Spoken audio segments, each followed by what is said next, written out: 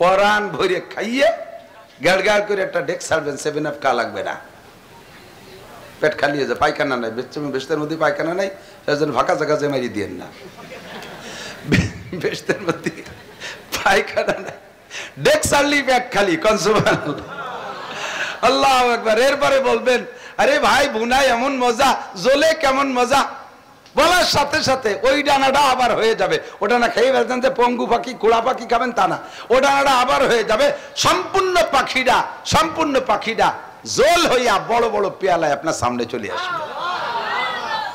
কোন দিক কিরম ঠেয়, এরপরে সব খাবেন, একটাও রাখবেন না। এত বড় পাখি, সারা দুনিয়া জোড়া পাখি কি কয়, আমাকে রাক্ষস হয়ে যাবেন ও জায়গা খাবেন, আর কোন দায়িত্বে বার হয়ে যাবে আল্লাহ জানে। মোটামুটি খালি ভালো লাগবে আর খাইতে থাকবেন, খেয়ে খেয়ে হাড্ডি গুলো রেখে দেবেন দস্তারখানে। এরপরে আপনি নিজে নিজে একটু দুশ্চিন্তায় পড়ে যাবেন যে আরে কপাল, এত বড় পাখিটা 2-4 দিন রাইয়ে খালি হতে পারতাম, একদিনই সব খেয়ে ফেললাম। পরে যদি এরকম তেলালা মজাদার পাখি পরানে চাই, পাখি তো এত বড় পাখি, এত বেশি তার কথা না, ফিরে পাবো কোন জায়গা, ভাবতে ভাবতেই ওই এক একটা হাড়ের থেকে ওইরকম একটা বড় পাখি উড়িয়েছিল। ই কি মেনে নিয়ে যায়, কোন দিদি যায়, মেনে নিয়ে যায়, কেউ যায় না, যায় না, যায় কি যায় না। আরে আমি নিজে দেখে আসলেও মিথ্যে হতে পারে, আমার নবী বলেছেন এর মধ্যে মিথ্যা নাই, ঠিক কি ঠিক না।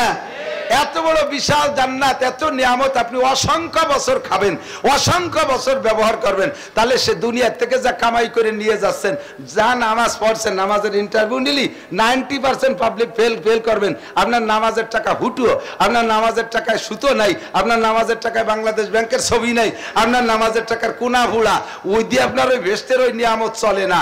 তিলাওয়াত যা করছেন তা শুনলি শয়তান ও লজ্জা ভাই, এমন তিলাওয়াত করছেন, দোয়া কুনুত যা পড়ছেন প্রত্যেক দিন বেতের নামাজে আপনি একবার কাফের হয়ে গেছেন। এ যুবকরা, পড়া শিস নে কে, যে গুলার কসু পড়ো তাই দিয়ে চাকরি হতে আন্দোলন করা লাগে, কতক্ষণ বৈষম্য আন্দোলন করে চাকরি নেওয়া লাগে, তারপরেও দেয় না। সে বৈষম্য আন্দোলন করে যে যা কিছু হলো, তাতে কি সব বাংলাদেশি যুবকদের চাকরি হবে? এত ভ্যাকান্সি কোথায়?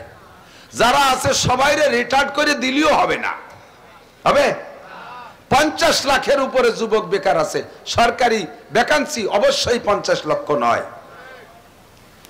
শীর্ষ মেধাবী যারা গেজেটেড অফিসার হবা, বিসিএস ক্যাডার 64 জন ডিসি, 64 জন এসপি, কয়জন ডিআইজি, কয়জন এডিশনাল ডিআইজি, কয়জন এআইজি, কয়জন ওসি, কয়জন টিএনও, হিসাব করলে পাওয়া যাবে 5-10 হাজারের মধ্যে সব সাফ হয়ে যাবে। তারপরে তোমরা কয়েকদিন মুখোশরি ঘুরি বেড়াবা,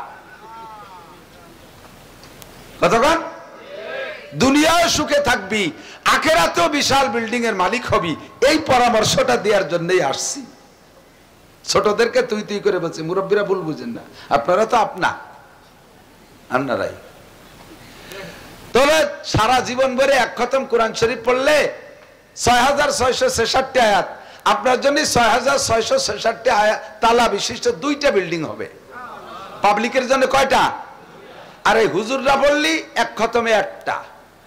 এর আল্লাহর কিরিয়া মিথ্যে কথা করছি না, হাদিসে আছে হুজুর বলেন পাবলিকে যদি কোরআন শরীফ পড়ে তাহলে লাহু আজরান, তারে ডবল নেকি দেয়া হয়। কেন? ফেরেশতারা, একজন হাফেজ সাহেব এক খতম কোরআন শরীফ পড়ছে, আল্লাহ বলবেন ওনারে এক খতমের নেকি দাও। রমজানে এক পাবলিক এক খতম পড়ছে, ওই ফেরেশতারে কাউরে দাও 2 খতম। ফেরেশতারা কাল্লে পার্সিয়ালিটি হয়ে গেল না? কয় না, পার্সিয়ালিটি হয়নি। কাউরে 2 খতম দেবো কে? কয় যে পড়ার জন্য এক খতমের নাকি, আর দেখছে গামিয়ে গেছে, কি গামা ভর্তি ভর্তি হাবায় গেছে। এতলু হুজুর বলেন এতলু আইয়াতা তা তাও পড়ে আর তো আরে পাবলিকে কি আমাকে মতো বিড়বিড় করে ভর্তি পারে? আমি 20 মিনিটে এক পারা ভর্তি পারি, হাফেজ সাহেবরা 15-16 মিনিটে এক পারা ভর্তি পারে, আপনার 2.5 ঘন্টা লাগে এক পারা ভর্তি, ঠিক না? হাফেজ সাহেবের কোনো জায়গা গামে না, আপনার পায়জামা প্যান্টও গামিয়ে দেখতে পানি হয়ে যাচ্ছে। হাসে কে, ঠিক না? ঠিক না? আর ভর্তি তো সব টুকতে একভাবে পারে না, জায়গায় মতন জায়গায় এজে, জায়গায় মতন জায়গায় এজে। আলহামদুলিল্লাহ রাব্বিল আলামিন আর রহমান রাহাজুর রহিম কারজার রহমান রহমানির রহিম রহিম রহিম মিমেজর মা মিম কারজার মা আলহামদুলিল্লাহ মালিকি ইয়াউমিদ্দিন গনি গয় গয় গয় গয় গনি জোর গয় দিন রাম রাম কি হচ্ছে এই যে এই তাল কুয়ারা হচ্ছে, তার জানটা শেষ। আল্লাহ করে 2 খতমের নেকি দিয়ে দাও, ওরে 2টা বিল্ডিং দিয়ে দাও জান্নাতের মধ্যে। কোনো আফসোস থাকবে না জান্নাতের মধ্যে যাইয়া, শুধু একটা আফসোসই থাকবে, সেটা হলো ওরে আল্লাহ কেন আর 10 খতম পড়ি আসলাম না, আর 10টা খতম কেন পড়ি আসলাম না। থাকবেন না এত বিল্ডিং এ, থাকবেন এক রুমে, এত বিল্ডিং এর দরকার কি জান্নাতের ভিতরে? এদিক তাকান। আরে মিয়া, একজন মানুষের সংসারে 5 জন সদস্য থাকলে আমার বিশ্বাস আপনাদের বলছি নিজামকান্দি ধান ফলে ভালো, সর্বোচ্চ 2 বিঘা জমির ধান হলেই তার 5 জন মানুষের সারা বছরে খরচ হয়ে যায়, ঠিক না? কিন্তু ওই লোকটার যদি সঙ্গতি থাকে, সে কি 2 বিঘে কিনে বসে থাকে? পুরো ডাঙ্গা ধরে বিল ধরে কিনে ফেলানোর চেষ্টা করে। এত জমি দিয়ে কি করবা? প্রাচুর্যের একটা আনন্দ, অনেক থাকলে একটা খুশি, বহু থাকলে একটা ভালো। একসময় আমার বাড়িতে 4 ভাই এক বাড়ি ছিলাম, একটা বাথরুম ছিল, আব্বা মা আছে, 4 ভাই বিবাহ শাদী করছি। বাথরুমে যাইতে গেলে বদনা দিয়ে সিরিয়াল দেয়া লাগতো, এত কষ্ট। অনেক বাড়ি ছিল ঝামেলা। আর এখন আমার বাড়িতে আল্লাহ পাক যা দিয়েছে, আমরা মানুষ 9 জন, পায়খানা 12টা, মেহমানকে জন্য 3টে এক্সট্রা। কত ভাব! এক পায়খানায় 14 জন মানুষ গেছি, তাও যা গেছে। সে সময় তার পায়খানা না করিয়া, সে সময় পায়খানা আনার জন্য রেহি দিইনি তো, যে ভাগে পাচ্ছি না, 10 বছর পরে ভালো ভালো পায়খানা পাই করিয়া সেই সময় পায়খানা করো, এ তো না। সে সময় চলছে, এখনো চলছে। প্রাচুর্যের একটা আনন্দ, কথা বলেন, প্রাচুর্যের একটা আনন্দ, ঠিক না? জান্নাতের ভিতরে একটা বিল্ডিং, একটা রুম হলেই যথেষ্ট, খুশি হয়ে যাবেন। কিন্তু আফসোস থাকবে, ওরে আল্লাহ, এই যে হাফেজ কারি সাইফুল ইসলামের 50টা বিল্ডিং, একজন হাফেজ ছেলে মাদ্রাসায় হাফেজ হইতে তার কমপক্ষে 1000 খতম না পড়লে হাফেজ হইতে পারে না। আর 1000 খতম মানে 1000 বিল্ডিং, 6666 তালা। এত বড় বিল্ডিং, অত বড় জায়গা, এত সুন্দর বাগবাগান, 4টে নদী, দুধের নদী, মধুর নদী, পানির নদী, শরবতের নদী। এরপরে রয়েছে আপনার জন্য 80,000 খাদেম। বলবেন না সুবহানাল্লাহ? খাদেমকে বেতন দেবে কিনা? ওই খাদেমরা কোনোদিন বেতন চায় না। ওকে লুঙ্গি মুঙ্গি কিনে দেবে কিনা? ওরা কোনোদিন লুঙ্গি প্যান্ট পায়জামা জাঙ্গি ভেঙ্গে কিছু চাবে না, ওরা কোনো তা চায় না। ওরা শুধু আপনার খেদমতি করে। আপনার ঘরে থাকবে সর্বনিম্ন 72 জন স্ত্রী। কত? 72 জন স্ত্রী। প্রত্যেক মাসে একটা বাজার মিলবে জান্নাতের ভিতরে, বাজারটার নাম বউ বাজার। ওই বউ বাজারে যাই একজন জান্নাতীরা 1000 করে বিয়ে করে আনবে। ভয় পাইছে সবাই, কেউ সুবহানাল্লাহ কলো না। 1000 বিয়ে করে আনবে, আল্লাহু আকবার। এই স্ত্রীরা এত রূপসী, এত রূপসী, আর তাদের সবকিছুর ভিতরে এত লুজুজাত আর এত স্বাদ। আল্লাহ নবী বলেন, জান্নাতি হুরদের মধ্যে কিছু কিছু হুরদের নাম হবে লাবা, যাদের মুখের লালা হবে এত মিঠা।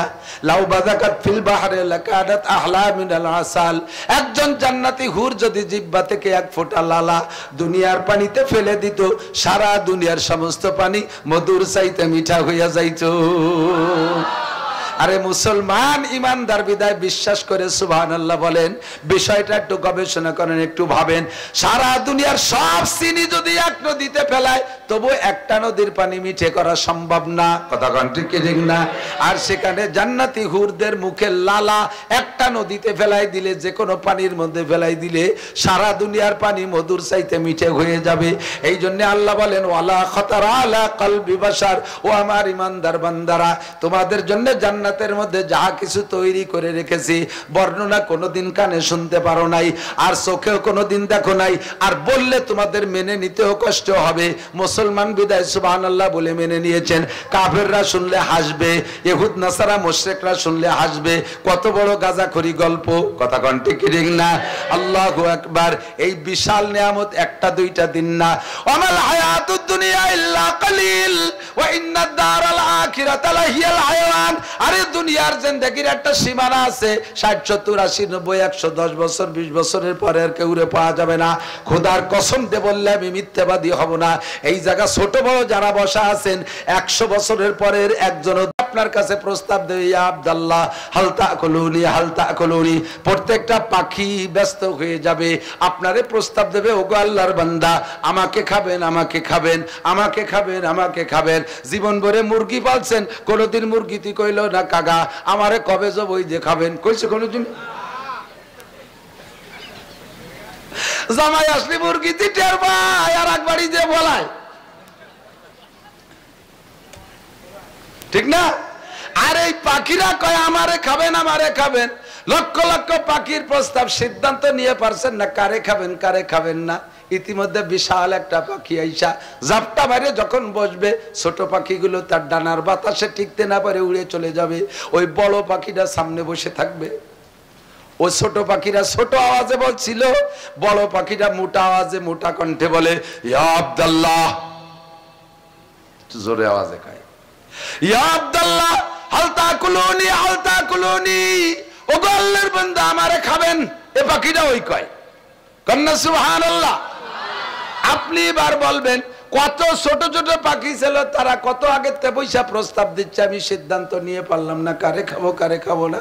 এর মধ্যে তুমি আইসা মাতুবাড়ি জাড়ি দিয়ে ছোটকে তাড়াই দিয়ে বইছ, আর তুমি মোটা মোটা গলায় হাইব্রিড গলায় বলতেছো তুমি তোমারে খাবো।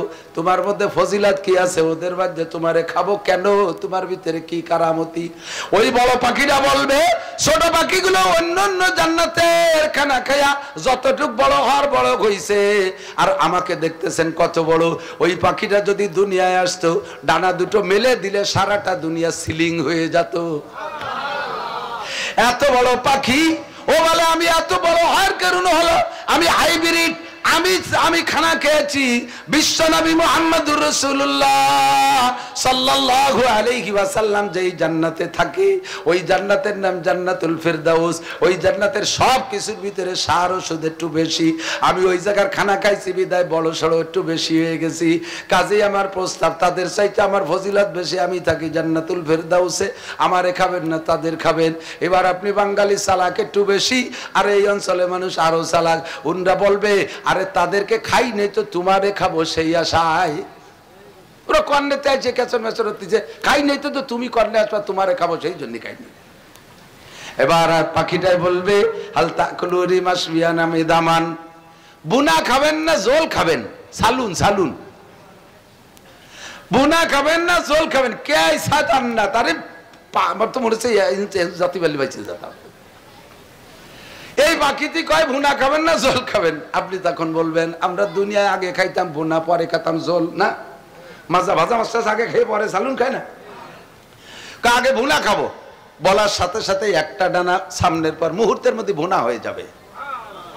প্রেসার কুকার লাগবে না, কড়াই লাগবে না, চুলা কুটা লাগবে না, বাবরচি ডাকা লাগবে না, কিছু লাগবে না, মুহূর্তের ভিতরে হাজার হাজার পেয়ালা ভরে এক ডানা ভুনা হয়ে চলে আসে। পরান ভরে খাইয়ে গাড় গাড় করে একটা ডেক সারবেন, 7 আপ কা লাগবে না, পেট খালি হয়ে যায়। পায়খানা নাই, বেশতের মধ্যে পায়খানা নাই, সেজন্য ফাঁকা জায়গা জমাই দিয়েন না। বেশতের মধ্যে পায়খানা নাই, ডেক সারলি পেট খালি, সুবহানাল্লাহ আল্লাহু আকবার। এরপরে বলবেন আরে ভাই ভুনায় এমন মজা, জলে কেমন মজা। বলার সাথে সাথে ওই ডানাটা আবার হয়ে যাবে। ও ডানা খেয়ে ফেলতেন যে পঙ্গু পাখি কুড়া পাখি খাবেন তা না, ও ডানাটা আবার হয়ে যাবে। সম্পূর্ণ পাখিটা জল হইয়া বড় বড় পেয়ালায় আপনার সামনে চলে আসবে। কন্দি কিরম ঠায়, এরপরে সব খাবেন, একটাও রাখবেন না। এত বড় পাখি, সারা দুনিয়া জোড়া পাখি কি কয় আমাকে রাক্ষস হয়ে যাবেন। ও জায়গা খাবেন আর কোন দায়িত্বে বার হয়ে যাবে আল্লাহ জানে। মোটামুটি খালি ভালো লাগবে আর খাইতে থাকবেন, খেয়ে খেয়ে হাড্ডি গুলো রেখে দেবেন দস্তারখানে। এরপরে আপনি নিজে নিজে একটু দুশ্চিন্তায় পড়ে যাবেন যে আরে কপাল, এত বড় পাখিটা 2-4 দিন রাইয়ে খালি হতে পারতাম, একদিনই সব খেয়ে ফেললাম। পরে যদি এরকম তেলালা মজাদার পাখি পরানে চাই, পাখি তো এত বড় পাখি, এত বেশি তার কথা না, ফিরে পাবো কোন জায়গা? ভাবতে ভাবতেই ওই এক একটা হাড়ের থেকে ওইরকম একটা বড় পাখি উড়িয়েছিল। ই কি মেনে নিয়ে যায় কোন দিদি যায়, মেনে নিয়ে যায়? কেউ কয় যায় না, যায় না, যায় কি যায় না? আরে আমি নিজে দেখে আসলেও মিথ্যে হতে পারে, আমার নবী বলেছেন এর মধ্যে মিথ্যা নাই, ঠিক কি ঠিক না? এত বড় বিশাল জান্নাত, এত নিয়ামত, আপনি অসংখ্য বছর খাবেন, অসংখ্য বছর ব্যবহার করবেন। তাহলে সে দুনিয়ার থেকে যা কামাই করে নিয়ে যাচ্ছেন, যা নামাজ পড়ছেন, নামাজের ইন্টারভিউ নিলি 90% পাবলিক ফেল করবেন।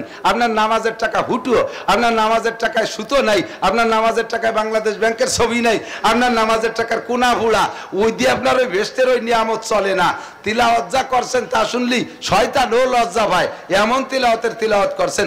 দোয়া কুনুত যা পড়ছেন প্রত্যেক দিন বেতের নামাজে আপনি একবার কাফের হয়ে গেছেন।